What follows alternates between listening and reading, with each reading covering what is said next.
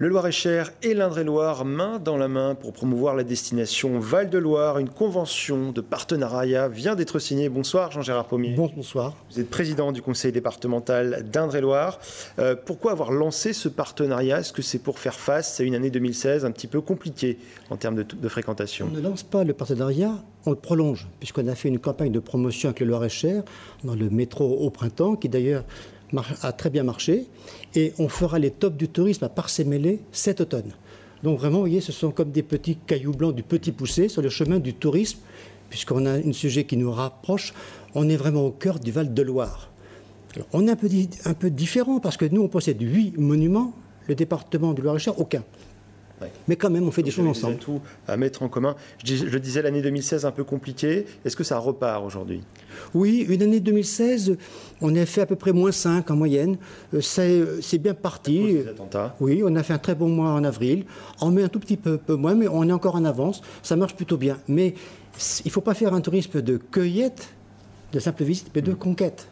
Parce qu'il y a le patrimoine et il y a la volonté. Alors, quels sont les axes, justement, principaux de ce partenariat?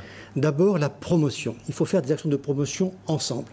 On voit bien qu'à Paris, puisqu'il y a un tourisme français qui est très important, notamment en Île-de-France, il faut amener vers le Val-de-Loire. On dit des fois en souriant, on y vient 2 fois, une fois avec ses parents, une fois avec ses enfants. Eh bien déjà, il faut venir une 3e fois. Donc il faut attirer... Fidéliser cette clientèle qui était habituée à venir quand elle était jeune. Absolument. Et puis il faut aussi faire de la promo ensemble le long de la Loire et du Cher.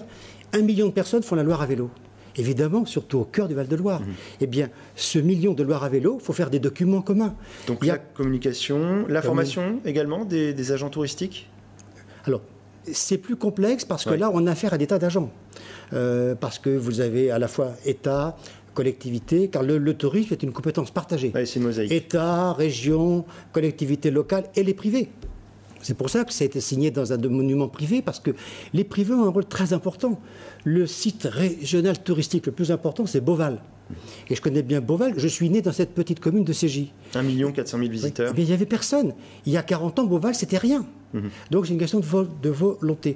Chaumont, il y a 30 ans, c'était un château humide et triste. Et la région Centre-Val-de-Loire en a fait une référence superbe. Donc c'est aussi une question de volonté. Et c'est ça qu'on veut faire avec le Loir-et-Cher. Est-ce qu'il y a un autre axe qui caractérise cette coopération? Alors il y a tout ce qui touche au numérique aussi. Parce qu'on a également une coopération numérique avec le Loir-et-Cher. Et sur le Wi-Fi, par exemple, où il y a une très forte attente du monde du tourisme, eh bien, on a fait une démarche conjointe avec Maurice Leroy sur le sujet. C'est-à-dire développer les réseaux de Wi-Fi public. On a tout un audit qui est avec tous les interlocuteurs pour le développer. Parce que c'est vraiment un atout en plus. Ça en est où actuellement, ce dossier-là? Eh bien, on vient de saisir justement dans le cadre de la Convention tous nos partenaires. On a saisi une 50aine dans nos 2 départements. Ce sera opérationnel quand? Oui, on veut être opérationnel, avoir le résultat 2e semestre et pouvoir en parler au top du tourisme cet automne. Quels sont les points communs entre le Loir-et-Cher et l'Indre-et-Loire? On les a effleurés il y a quelques instants. Alors, les châteaux pour l'Indre-et-Loire, mais le Loir-et-Cher n'a pas de monument, vous le disiez. Le département, qui pourrait dire que Chambord n'est pas un monument, il appartient à l'État. Blois, le château de Blois appartient à Blois. Non, je veux dire que c'est le département qui n'a pas de château. Voilà, c'est l'entité départementale. Mais c'est un paysage, le cœur des châteaux se concentre là, parce que nos rois y vivaient et la cour autour. Et les touristes ne s'arrêtent pas aux frontières du département, évidemment. Mais non, mais on pourra faire une coopération de même type avec les Pays de Loire pour Fontevraud, par exemple. Est-ce que le risque à l'inverse, c'est pas de voir que chaque territoire est coulé dans un même moule et que leurs spécificités disparaissent dans cette campagne de communication? Absolument pas, je ne le pense pas. Le Berry pourrait faire la même chose, le Cher et l'Indre, parce qu'on a des entités dans la région qui ne sont pas toutes les mêmes. Le Perche, le Val-de-Loire, le Berry. Non, moi je ne propose pas. On a la volonté d'avoir une coopération équilibrée et amicale. Est-ce qu'on peut imaginer le même genre de partenariat avec la région qui est à gauche, les départements qui sont à droite? Est-ce que la politique a quelque chose à voir là-dedans? Absolument pas. On travaille très bien avec le comité régional du tourisme que préside Pierre-Alain Roiron, par ailleurs maire de Langeais. Donc on fait la politique de notre géographie. Voilà la seule politique que l'on fait.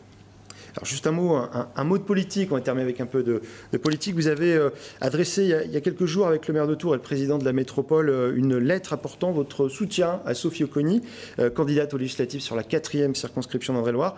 Pourquoi ce soutien à ce moment-là et pas aux autres candidats? Elle n'est pas dans la quatrième, c'est la troisième circonscription. Pardon, on a fait un courrier commun à tout le monde. Non, j'ai soutenu tous les candidats d'Union LR UDI dans les 5 circonscriptions. Aucune exception à ce comportement.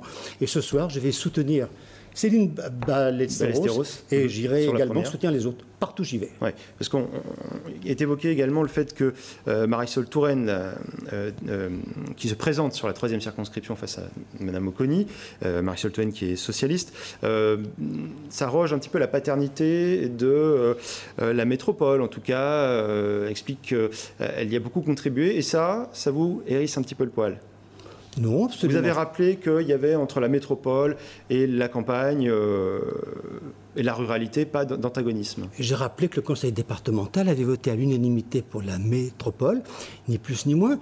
Je crois que tout le monde a contribué à la métropole, que ce soit les sénateurs, parlementaires, droite, gauche, centre. Vous lui avez rappelé en quelque sorte. Personne ne l'avait oublié, mais on s'éloigne un peu du tourisme. Oui. Est-ce que justement cette fracture, alors là on rejoint un petit peu le tourisme, entre la ville et la campagne est un thème déterminant de cette campagne législative? Il n'y a pas de fracture, il ne peut pas y en avoir. La métropole est une chance pour toute notre Touraine. Et il faut trouver une bonne articulation entre la métropole et les territoires ruraux. Je rappelle que la métropole avait aidé l'abattoir de Bourgueil. Voilà un exemple. La métropole peut financer d'autres réalisations, ordures ménagères et autres. Voilà. Il ne faut pas opposer. Donc il n'y a pas d'antagonisme. Non, le ruralisme, c'est mort. Okay. Merci Jean Gérard Pommier d'être venu sur notre plateau. C'est la fin de ce journal. Merci à vous de l'avoir suivi. Passez une excellente soirée sur TV Tour Val de Loire. À demain.